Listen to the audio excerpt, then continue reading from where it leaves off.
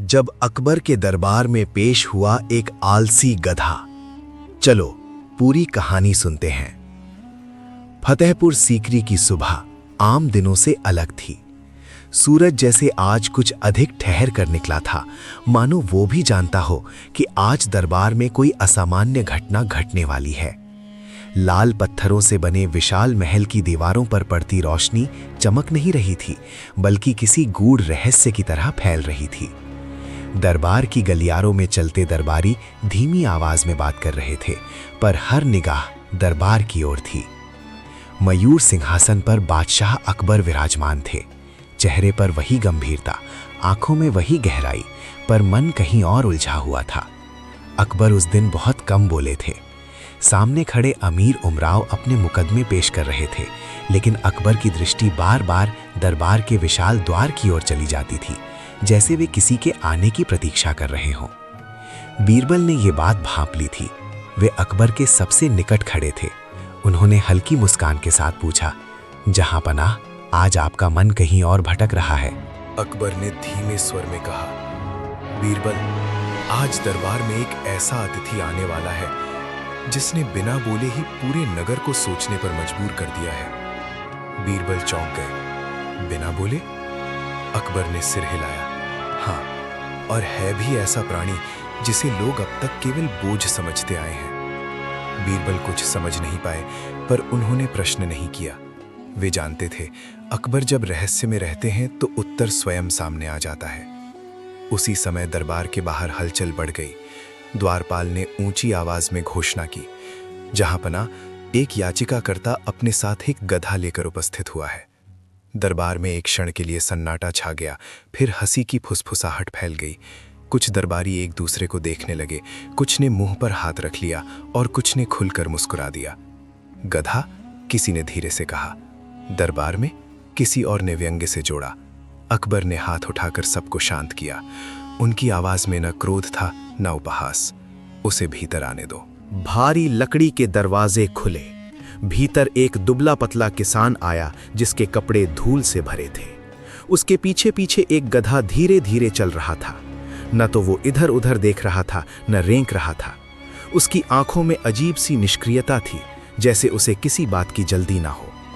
दरबारियों की निगाहें उसी पर टिक गईं। किसान ने कांपते स्वर में कहा, जहां पनाह, मैं इसे न्याय के लिए लाया हूं। दरबार में फिर से हल्की हंसी गूंज उठी। किसी ने कहा, गधे को भी अब इंसाफ चाहिए। अकबर ने किसान की ओर देखा। कहो। किसान ने सिर झुकाया। ये मेरा गधा है जहां पनाह। इसे पूरा गांव आलसी कहता है। ये न खेत में ठीक से चलता है, न बोझ उठाता है, न तेज चलता है। सब कहते हैं कि ये बेकार है। पंचायत ने इसे मार देने का हुक्म दे दिया। दरबार अचानक शांत हो गया। अकबर ने पहली बार गधे को ध्यान से देखा। वो खड़ा था, बिल्कुल स्थिर, न डर न घबराहट। और तुम? अकबर ने पूछा। मैं इसे मरते नहीं देख सकता, किसान बोला। मुझे लगता है इसमें कोई बात है जो हम नहीं समझ पा रहे। बीरबल की भौहें तन गई। ये मामला साधारण नहीं था।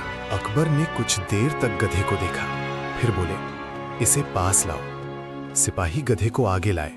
वो बिना विरोध, बिना हड़बड़ी, उसी धीमी चाल से चला। दरबार में खड़े कई लोग झुंझला गए। देखिए इसकी सुस्ती, एक दरबारी फुसफुसाया। ऐसा गधा तो सच में बोझ है, दूसरे ने कहा। पर अकबर चुप थे।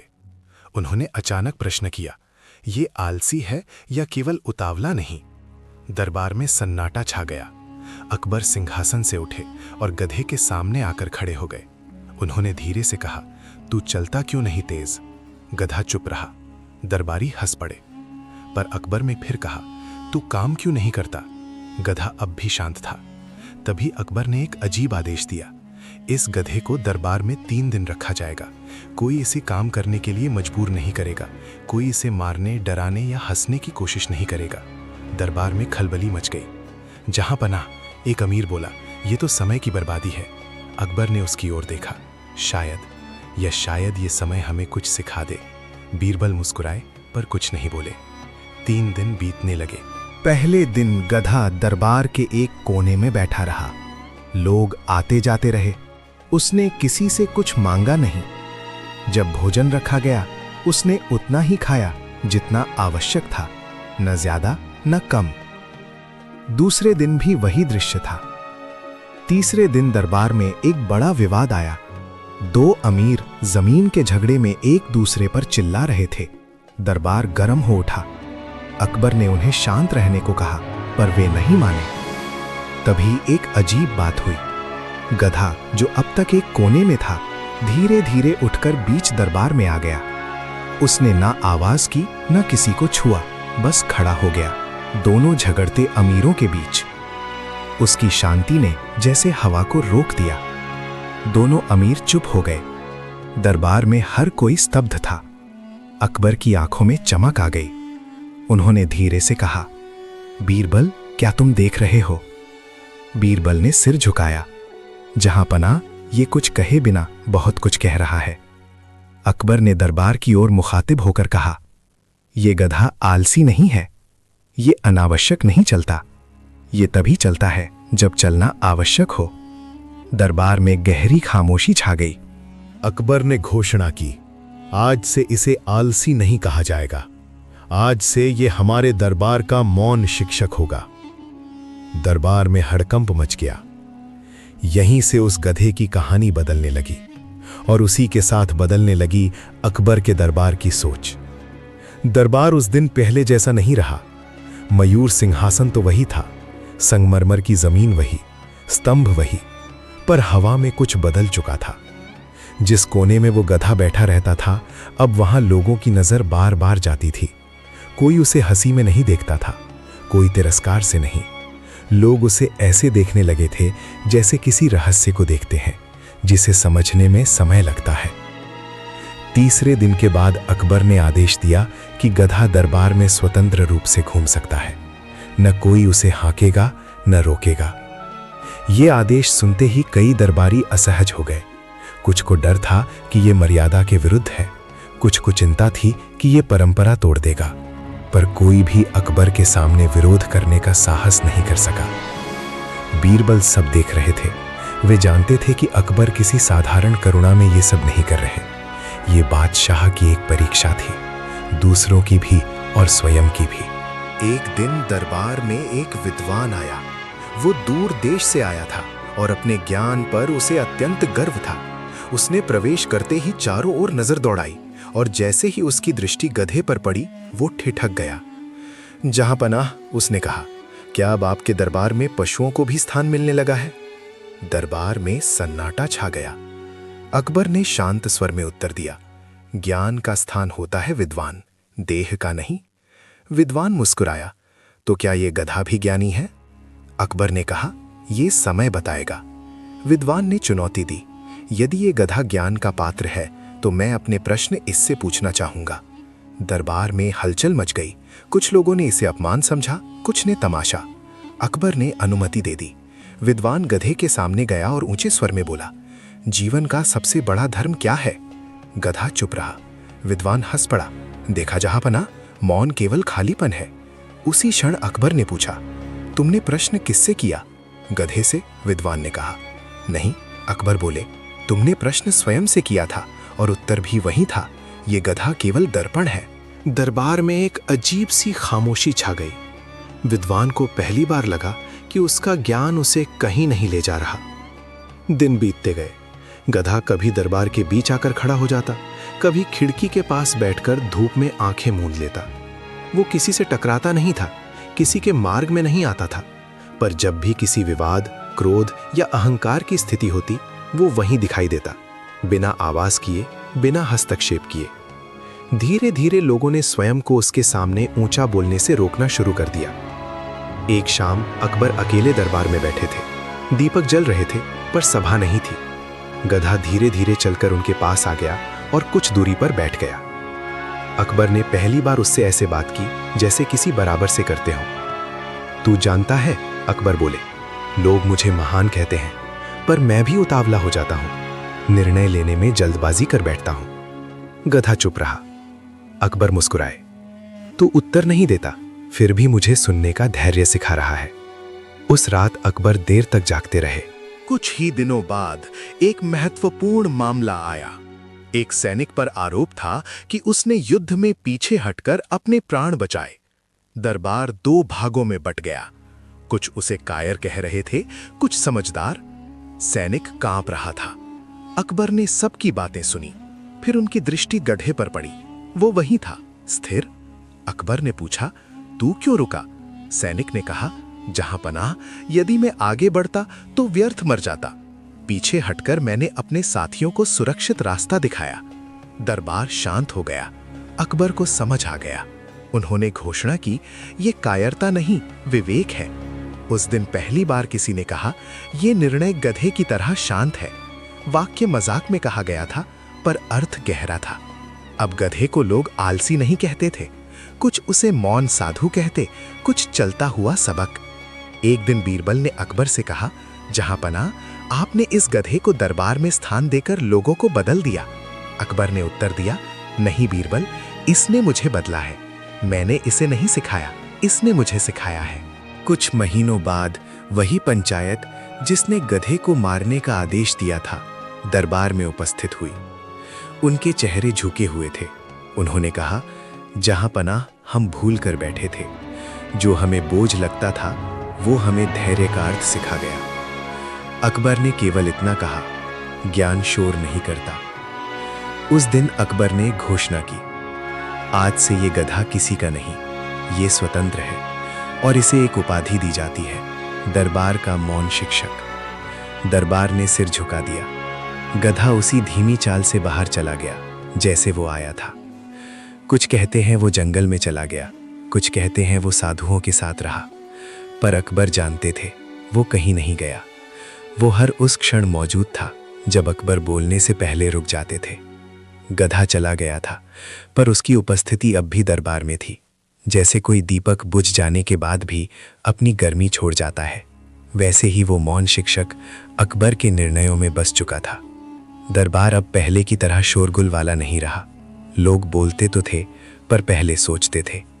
ये परिवर्तन अचानक नहीं था, पर गहरा था। अकबर स्वयं इसे महसूस कर रहे थे। वे अब आदेश देने से पहले रुकते, प्रश्न करने से पहले सुनते और दंड देने से पहले कारण खोजते। बीरबल कई बार ये देख मुस्कुरा देते। उन्हें लगता जैसे अकबर अब केवल बादशाह नहीं रहे, बल्कि शिष्य बन गए हों, एक ऐसे गुरु के जिसने कभी एक शब्द नहीं बोला। कुछ समय बाद साम्राज्य के एक सुदूर प्रांत से समाचार आया। वहां का सूबेदार अत्याचार कर रहा था, किसानों से अनाज छीना जा रहा था, कर बढ़ा दिए गए थे और विरोध करने वालों को कैद किया जा रहा था। दरबार में क्रोध की लहर दौड़ गई। अमीर उमराव ने एक स्वर में कहा कि सूबेदार को तुरंत दंडित किया जाए। अकबर ने सबकी बातें सुनी। पहले वे ऐसे मामलों में तुरंत कठोर निर्णय ले लेते थे, पर आज उन्होंने कुछ नहीं कहा। उनकी आंखें खाली स्थान को देख रही थीं, वहीं जहां कभी वो गधा बैठा करता था। दरबार को लगा कि बादशाह मौन में है, पर यह मौन खाली नहीं था। अकबर ने आदेश दिया कि सूबेदार को दरबार में बुलाया जाए, पर बिना हथकड़ी, बिना अपमान के। ये सुनकर सब चकित हो गए। जब सूबेदार आया तो वो घमंडी नहीं था, बल्कि डरा हुआ था। उसने सोचा था कि यहाँ केवल दंड मिलेगा, पर अकबर ने उससे केवल एक प्रश्न किया, तुम इतना भयभीत क्यों हो? ये प्रश्न किसी तलवार से अधिक तीखा था। सूबेदार टूट गया। उसने स्वीकार किया कि वो डर के कारण अत्याचारी बना। उसे अपने पद के छिन जाने का भय था, विद्रोह का भय था, असफलता का भय था। दरबार स्तब्ध रह गया। अकबर ने कहा, जिसे भय चला रहा हो वो न्याय नहीं कर सकता। उन्होंने सूबेदार को पद से हटाया, पर कारावास नहीं दिया। उसे साधारण नागरिक की तरह काम करने का आदेश दिया, ताकि वो समझ सके कि जिन पर उसने शासन किया वे क्या सहते हैं। ये निर्णय पूरे साम्राज्य में चर्चा का विषय बन गया। कुछ लोगों ने कहा, बादशाह कमजोर हो गए हैं। कुछ ने कहा, बादशाह पहले से अधिक मजबूत हो गए हैं। अकबर जानते थे ये शक्ति शोर में नहीं, संतुलन में होती है। एक रात अकबर ने स्वप्न देखा। उन्होंने देखा कि वे एक विशाल मैदान में खड़े हैं। चारों ओर शोर है, लोग चिल्ला रहे हैं, तर्क कर रहे हैं, आरोप लगा रहे हैं। उसी भीड़ में वो गधा खड़ा है, बिल्कुल शांत। अकबर उसकी ओर बढ़ते हैं, पर जैसे ही वे बोलने वाले होते हैं, गधा आंखों से उन्हें रुकने का संकेत देता है। अकबर की नींद खुल गई। उन्होंने पहली बार समझा कि मौन केवल चुप्पी नहीं, बल्कि नियंत्रण है। इसके बाद अकबर ने एक नई परंपरा शुरू की। हर बड़े निर्णय से पहले दरबार में कुछ क्षण का मौन रखा जाने लगा। उस मौन में कोई मंत्र नहीं बोला जाता था, कोई प्रार्थना नहीं, केवल स्वयं को सुनने का अवसर। लोगों ने इसे मौन का समय कहना शुरू कर दिया। कुछ वर्षों बाद अकबर वृद्ध होने लगे। शरीर थकने लगा था, पर मन पहले से अधिक स्थिर था। एक दिन वे दरबार में अकेले बैठे थे। बीरबल पास आए और बोले, जहांपनाह, इतिहास आपको महान कहेगा। अकबर मुस्कुराए। इतिहास शोर पसंद करता है बीरबल, पर मुझे आशा है कि कुछ लोग मेरी खामोशी को भी समझेंगे। बीरबल ने कहा, क्या आपको उस गधे की याद आती है? अकबर ने धीरे से उत्तर दिया, वो गया ही कहां था। उस दिन अकबर ने एक अंतिम आदेश लिखवाया। उसमें लिखा था कि किसी भी प्राणी को केवल उसकी गति, उपयोगिता या लाभ से मत आको। जो धीरे चलता है वो व्यर्थ नहीं होता, जो चुप है वो खाली नहीं होता। ये आदेश बाद में अकबर के शासन की सबसे गहरी सीख माना गया। कहते हैं वर्षों बाद एक साधु ने जंगल में एक बूढ़ा गधा देखा जो शांत खड़ा था। साधु ने उसके पास बैठकर घंटों ध्यान किया। जब उठा तो उसकी आंखों में आंसू थे। उसने कहा, आज मुझे बिना शब्दों के गुरु मिल गया। और शायद यही उस गधे की सबसे बड़ी जीत थी। न कोई सिंहासन, न कोई सम्मान पत्र, केवल वो मौन जो सदियों तक सुनाई देता रहा। समय अपने स्वभाव के अनुसार आगे बढ़ता रहा। फतेहपुर सीकरी की दीवारें वैसी ही रहीं, पर उनके भीतर की आत्मा बदल चुकी थी। जो दरबार कभी तर्क, वाद विवाद और ऊंची आवाजों से गूंजता था, वहां अब ठहराव था। लोग इसे अकबर की परिपक्वता कहते थे, पर अकबर स्वयं जानते थे कि ये परिपक्वता किसी युद्ध से नहीं, किसी विजय से नहीं, बल्कि एक शांत उपस्थिति से आई थी। वर्षों बाद जब अकबर के बाल पूरी तरह सफेद हो चुके थे, एक दिन वे महल की छत पर खड़े होकर डूबते सूरज को देख रहे थे। लाल आकाश, लंबी परछाइयां और नीचे फैलता नगर, सब कुछ जैसे मौन में डूबा हुआ था। बीरबल उनके पास आए और बोले, जहांपनाह, क्या आप संतुष्ट हैं? अकबर ने उत्तर देने में देर की, फिर बोले, संतुष्टि तब आती है जब मन को साबित करने की आवश्यकता समाप्त हो जाती है। बीरबल समझ गए, ये वही सीख थी जो वर्षों पहले एक गधे ने बिना कहे दे दी थी। कुछ समय बाद अकबर का स्वास्थ्य गिरने लगा। वैद्य आते जाते रहे, पर वे जानते थे कि शरीर का समय पूरा हो रहा है। एक रात अकबर ने बीरबल को पास बुलाया और कहा, मेरे बाद लोग मुझसे मेरे युद्ध पूछेंगे, मेरी नीतियां पूछेंगे, पर यदि कोई पूछे कि मैंने सबसे बड़ा पाठ कहाँ से सीखा, तो कहना, एक आलसी समझे जाने वाले गधे से। बीरबल की आंखें भर आईं। अकबर ने अंतिम बार दरबार में वो आदेश दोहराने को कहा जो वर्षों पहले लिखा गया था कि मौन का अपमान मत करो, धीमे को तुच्छ मत समझो और उपयोगिता से अधिक मानवता को महत्व दो। कुछ ही दिनों बाद अकबर संसार से विदा हो गए। दरबार शोक में डूब गया। लोग रोए, इतिहास लिखा गया, स्मारक बने, पर उस गधे का नाम कहीं किसी शिलालेख पर नहीं लिखा गया। न कोई मूर्ति बनी, न कोई उत्सव मनाया गया, फिर भी उसकी कहानी जीवित रही। कई वर्षों बाद एक युवा शासक ने अपने गुरु से पूछा, राजा बनने का सबसे बड़ा गुण क्या है? गुरु ने उत्तर दिया, वो मौन जिसमें तुम स्वयं को सुन सको। युवक ने पूछा, ये आपने कहां से सीखा? गुरु मुस्कुराए, एक बादशाह से, जिसने ये एक गधे से सीखा था। कहते हैं, आज भी जब कोई बड़ा निर्णय लेने से पहले रुक जाता है, जब कोई शक्ति होते हुए भी शांत रहना चुनता है, जब कोई तेज बोलने के बजाय गहराई से सुनता है, तो समझ लेना चाहिए कि कहीं ना कहीं उस आलसी कहे जाने वाले गधे की सीख फिर जीवित हो उठी है। क्योंकि कुछ शिक्षक बोलते नहीं, कुछ गुरु चलते नहीं, और कुछ सीखें समय से भी धीमी होती हैं, पर सबसे गहरी। यही उस गधे की कहानी थी जो आलसी नहीं था, बस अनावश्यक जल्दी में नहीं था।